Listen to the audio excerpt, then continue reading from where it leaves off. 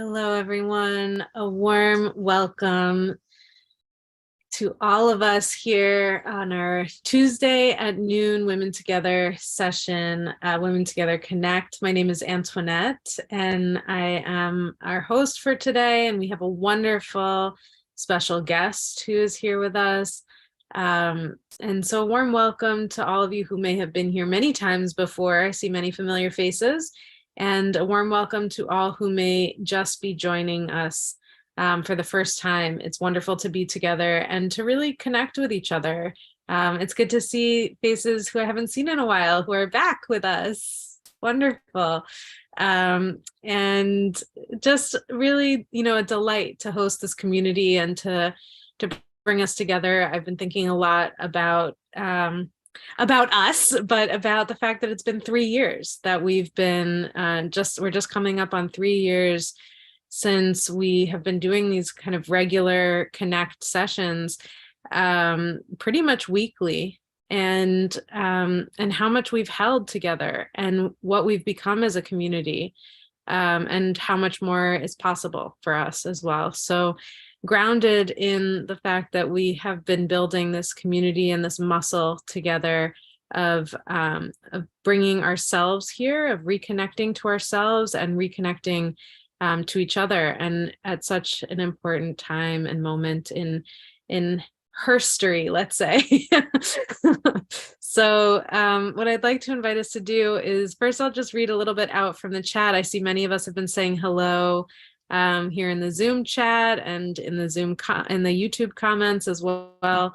So I'll just check some of those and say hello here. So we've got a good morning from Reno, a snowy day, a good evening from Sweden. So we're really spanning across the Northern Hemisphere here. We've got Sweden, as I said, Cupertino, California, Winchester, Massachusetts, New York City, Mass, Felton, California, where it's 57 degrees in the house. We're sending you warmth. Although I know a lot of us are experiencing snow today, some of us for the first time this winter. So we've got briny breezes, Florida, warm breezes, rainy Oakland, California, drenched Bloomfield, Connecticut. Oh, good morning from Naples, Florida, where I'm spending my last sunny, warm day before heading back up north. We've got a hello from New York City and the Netherlands. Wonderful. Perfect Tuesday for being sanctuary in New York City. Yes.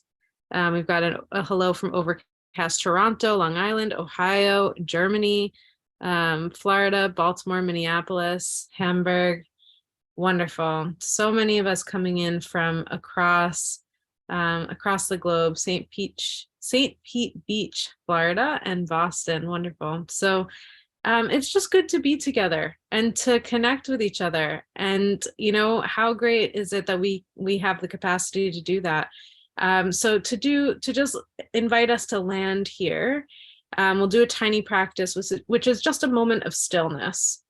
So it's something we can do at any point in the day. If you haven't been with Women Together before, this is your first time, you're just coming back, a moment of stillness is always wonderful, to take just a moment and just to land in the body and to land in our own space, in our own place and time, and just letting go of anything that may have come before this moment as an invitation to embrace whatever may come. So letting go of any texts or emails or calls or news or any of it, just letting it go for a moment. It will be there.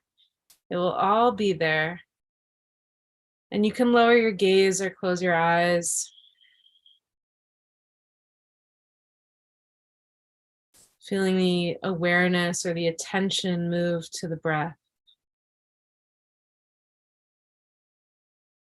Feeling the breath moving in and out of the body.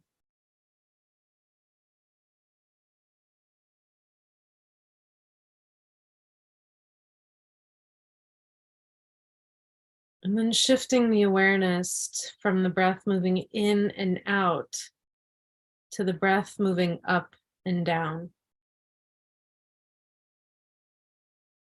This simple practice allows us to find more space in the spine. So on the inhale, feeling the body down to the feet. So almost as if the earth is drawing your inhale in, and your spine and the crown of the head is drawing your exhale up and out. And we'll just practice with that for a moment. On the inhale, the breath moving down to the feet, down through the floor, to the earth. And on the exhale, the breath moving up the body, through the crown of the head.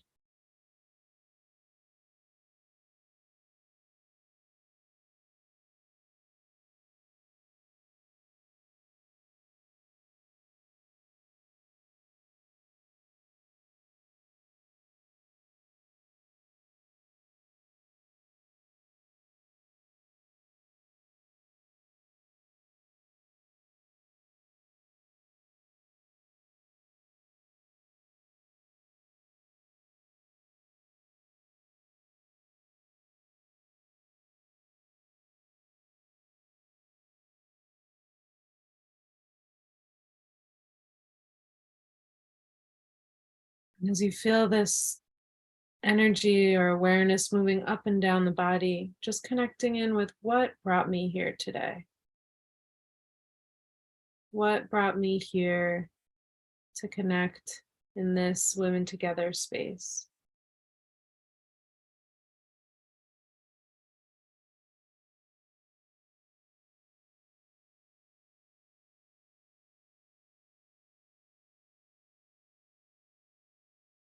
And with that little intention set, maybe a hand on the heart and a hand on the belly, you can reconnect when you're ready with the screen, and holding your own intention, sending a welcome to these women here, these wonderful women here. Just remembering that we can always find a resource back in our own body. But as we make this connection out in the horizontal, we always have that vertical space to come back to. When there's anything that comes up, we always have that. So as we come in, you can just welcome the women here with your eyes, with your hearts. Wonderful, the wave. And then type in the chat, what are you hoping to happen? What are you hoping to have happen? What brought you here today, to today's session? And then I will take a moment to introduce our dear friend, Antoinette, who's back for her second time, my name twin, and who's back with us. And she's just an absolute wonderful force of nature. Welcome, Antoinette. Such a joy to have you here always, and to be with you always, but to have you here is just an absolute joy. And I'll just share a little bit from Antoinette's bio. She's a writer. She's a rainmaker. She's a TEDx speaker. She holds a BA from Cornell and MFA from Columbia.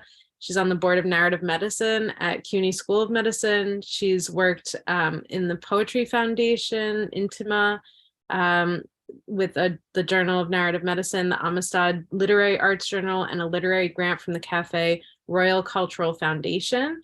And she's currently at work publishing a multi-genre collection that documents the historical and present-day violences of the Black female body. When she isn't writing on the confluence of beauty and brutality, then she's reimagining reparations through her nonprofit Black Exhale, a space for the liberated collective Black body. Antoinette can be found at AntoinetteCooper.com and here with us at Women Together. And it's just an absolute joy. As I said, I think, Antoinette, you are such a force of nature, such a force to just be bringing I love your bio, the beauty and the brutality and the fragility and the strength, these juxtapositions that you hold in your own body and in the world. And the fact that you invite us into that exploration with you through your words, and the power and the gift of your words is magic. So thank you for being here with us and going through this sanctuary time with us and developing inner sanctuary. So I give it over to you for the next 20-ish minutes or so, diving into practice, and then we'll move into breakouts. But thank you so much for being here, Antoinette. Thank you. And yes, the beauty and brutality, like to hold both is to be whole. to push away is to then like create this division within ourselves. So today we speak on sanctuary. And I want to start by acknowledging that the word has so many different meanings, but beyond the meanings of the word, there is a feeling that is sanctuary. And I want you to tap into the feeling of sanctuary in order to help us to ground this conversation. And Antoinette, started that out with the breath. And so I once again give you an invitation to close your eyes or lower your gaze in order to help ground us in sanctuary. And once you've closed your eyes and lowered your gaze, bring your attention to your heart center and breathe in and out of your heart.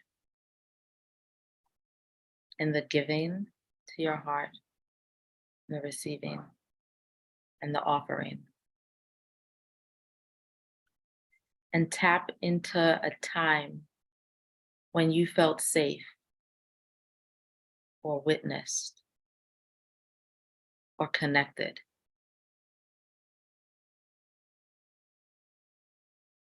And if your heart doesn't have those memories, then tap into this moment, this ecosystem that has been created and nurtured by Antoinette.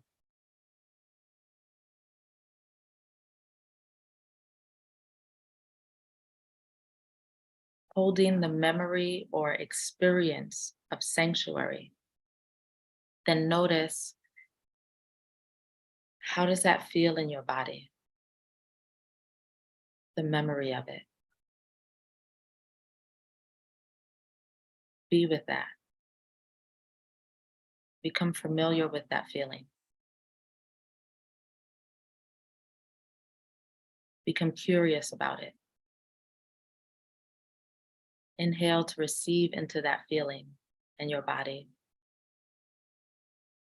Exhale as an offering from that feeling in your body.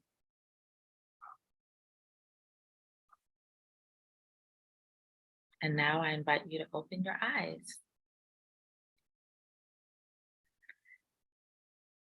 That feeling right there, that all is well, that feeling that is more than I am loved, but that I am loved, even at the cellular level.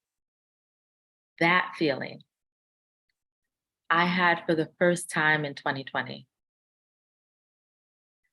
Once while at a Dr. Joe Dispenza retreat while receiving in a healing session, and the other on the first night of my 6.5-month residency stay in a Buddhist monastery. And that first night,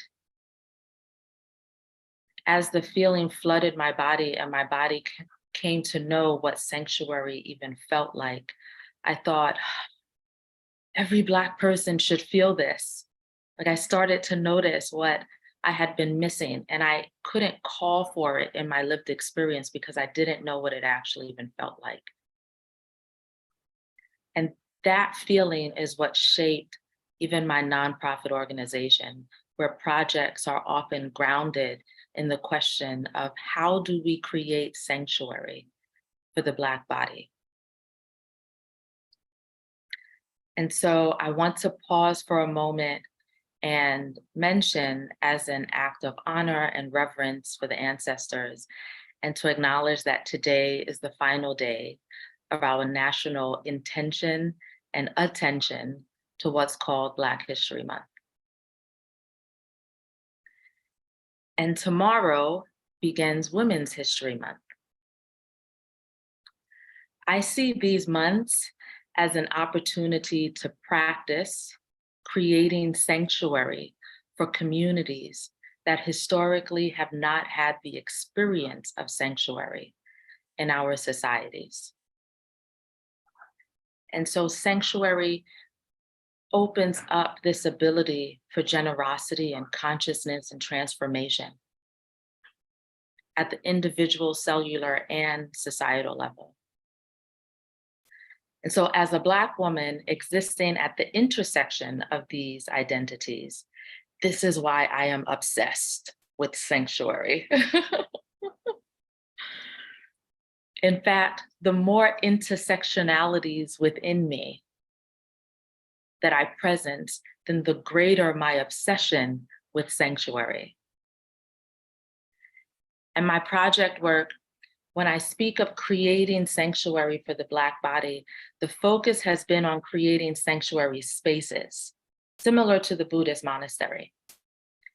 But I've also seen Black monks leave the monastery in search of sanctuary. And so we can have sanctuary spaces and still sanctuary is not accessible to all.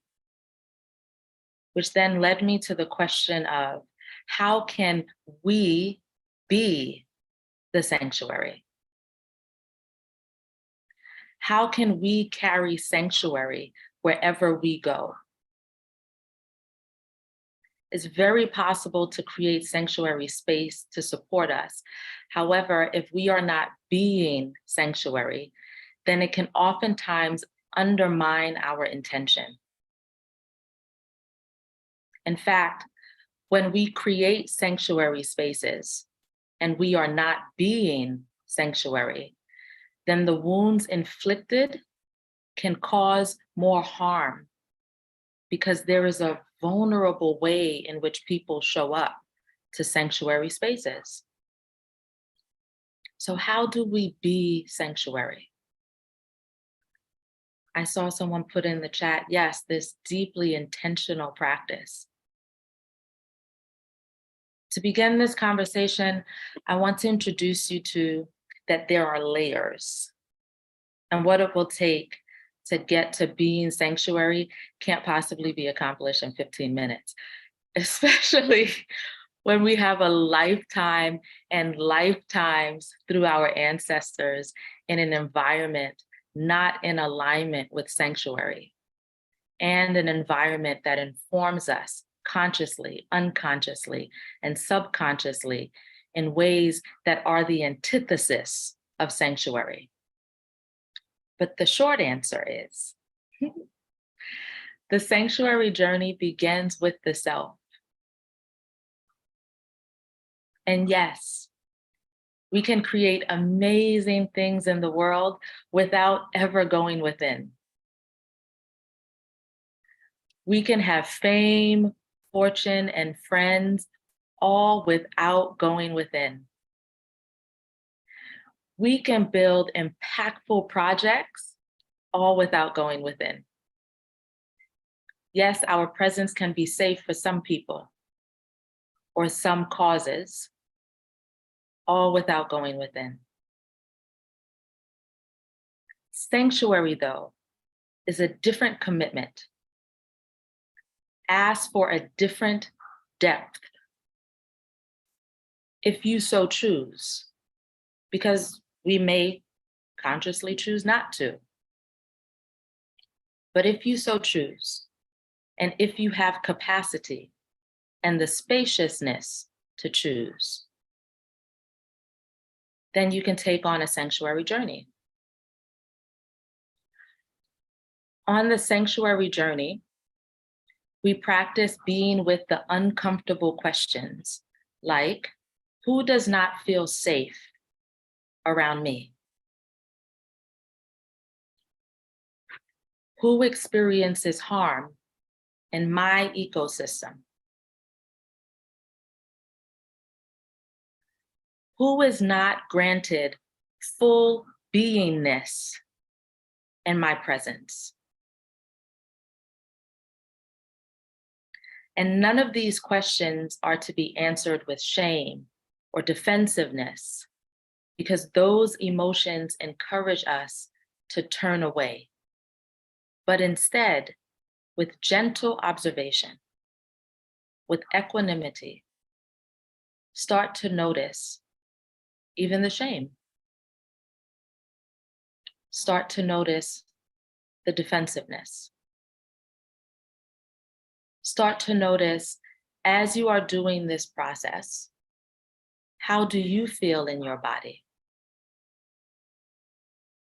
Because as I create sanctuary spaces, discomfort shows up for me. It's part of the process. Is there discomfort arising? Is there a strong emotion arising? A numbing sensation? Resistance? A tightening? When we become familiar with those feelings, oftentimes those feelings might communicate to us that we're doing something wrong. But if we change our relationship to those feelings, then we know that those feelings are a natural part of the process. It's like when you go to the gym, there is a way in which the pressure of lifting weights is that you are being stretched in ways that help you to grow. And then there's a pressure that says, uh-oh, something's about to break, ease up. And so we have to develop a relationship with those feelings so that we know, oh, this is what comes with growth. No harm is happening here. All things to explore on the sanctuary journey. And I want to take this time to share a story, a before story, because you're getting like the Antoinette after the sanctuary journey. So for balance, let's give a before story so that you can get a peek into who I was being before my sanctuary journey. So about 10 years after college, I visited a college friend who was working in Ethiopia. I called her up, no, it wasn't calling, emailing. And I said, I want to take this trip. I saw on Facebook that you're in Ethiopia. Can I visit you? She invited me. And we were in a remote area because she worked in the fields. Remote area meaning that there were no distractions. And we just got to be with one another in the most intimate of ways where there are no distractions. And as we're catching up, she says, because a sanctuary space had been created in the space of no distractions. She said, you know, Antoinette, I never liked you in college. And instead of responding negatively to her because I was practicing being sanctuary, then I could feel that discomfort in my body. And I invited her to say more about that. And she shared that there was a time when I said something about her weight. And she just held on to that. She would go into relationships and she would judge herself. My voice was always running through her mind. A guy had given her a compliment about her body, and she thought, yes, if Antoinette could see me now. So I was all up in her relationships too. I don't remember what I said to her. I don't remember how I said it. And none of that matters. In fact, there's an African proverb that goes, the axe forgets, the tree remembers. And so in that moment, she was the tree and she remembered. As the axe, I didn't. And I honored her experience. And I witnessed her as an act of generosity that was possible because I had been doing my work. And I created this spaciousness for her to share what it's like being with the Antoinette that was not sanctuary. In that spaciousness, she then offered back to me the opportunity to speak. And she said, tell me about your life. What are you up to now? And I said, oh, I'm a poet. She said, poet? I don't see poet. It doesn't make any sense. I'm a law school dropout. So that's why she was like, poet, I don't get this. And I said, remember when in college, I said something to you about your weight? And then for 10 years, my voice kept resonating in your mind and you kept judging yourself and how you looked? And she said, yeah, yeah. I said, yeah, my words, my voice is very impactful. And now I use my powers for good instead of evil.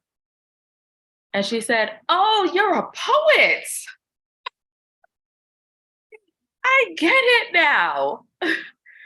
Because I always was impactful, but without being sanctuary, the impact that I had was not one that caused expansion in other people.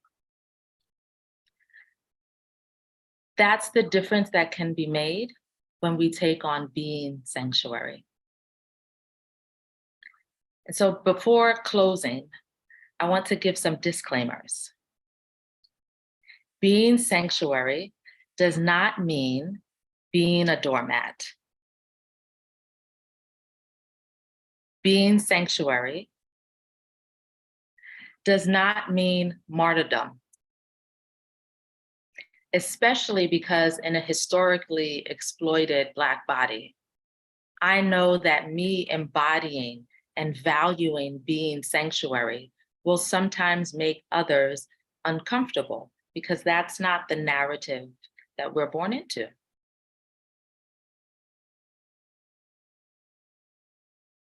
And lastly, the sanctuary journey is one of balance, not perfection or rigidity. For example, back when I had horrible PMS, when I was PMSing, I was not sanctuary. And the most responsible thing is to acknowledge that. And so in acknowledging that, then I started taking those days off. And I practiced being sanctuary to myself on those days. Another example is during my divorce, not sanctuary. I had no capacity for sanctuary. And I was teaching a Columbia writing course at Rikers Island Jail Facility. And so that semester, I chose to not teach at Rikers because I needed all of the resourcing in the room as I was going through that process. And I would not go into a space with oppressed people with multiple injustices and expect them to resource me. And I was going through my own hardship, but one who is closer to the proximity to the wound is not responsible for resourcing me. So being on the sanctuary journey also means being responsible on that journey.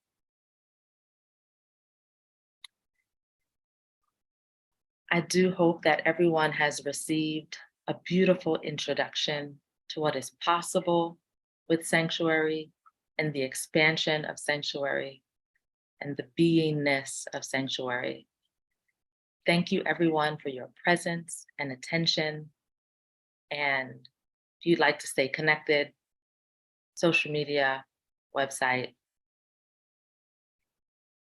have a beautiful day. Thank you. Incredibly powerful. The words that you share, Antoinette, really do have impact. Thank you so much for sharing that and for sharing what it means to have consciousness of that impact. So thank you so much. What I'd like to invite us to do is to just for a moment, just let Antoinette's words land. So often we take in words and then we don't really know what to do with them. They just keep swirling and then it all happens in the mind. So Antoinette is a person whose words have impact. Let's let that impact land in our own bodies and just notice what touched me. Maybe there was a word or a phrase or a question or a request that is sitting on your heart, in your body. So just for a moment, maybe close your eyes and notice what is resonating for me now. What is still singing in me? What is resonating for me now?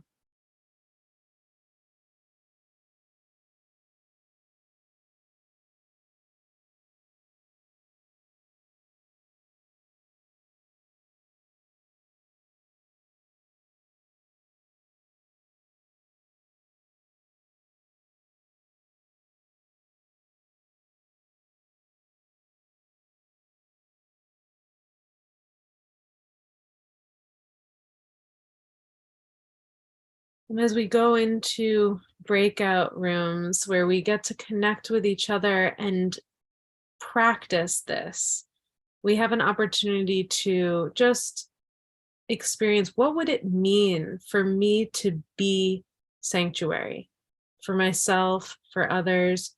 Just what would that look like? What would I need to let go of? Where is it that I've been the axe? Just noticing what comes up for me. And perhaps in this breakout, you just want to share what's still resonating for you. And perhaps you want to share what would it mean for me to be sanctuary for myself and for others. So the invitation will be to share your name, where you're coming from, and either this nugget, what's still resonating for you, or what would it mean for me to be sanctuary for myself or for others. So we'll move into breakouts for 20 minutes. At the end of the Zoom, we will have a few minutes with Antoinette to close. For those of you on YouTube, thank you so much for joining. We hope you enjoyed the session. We'll see you next week. And for those of us here in Zoom, we have the joy of connecting with each other and enjoying the time together. And remembering that we don't know what the other person had for breakfast this morning, let alone what this topic may bring up for people. So just being with the generosity of spirit in that, of just giving each other the gift of listening. Enjoy the time together, and we'll see you back in 20 minutes.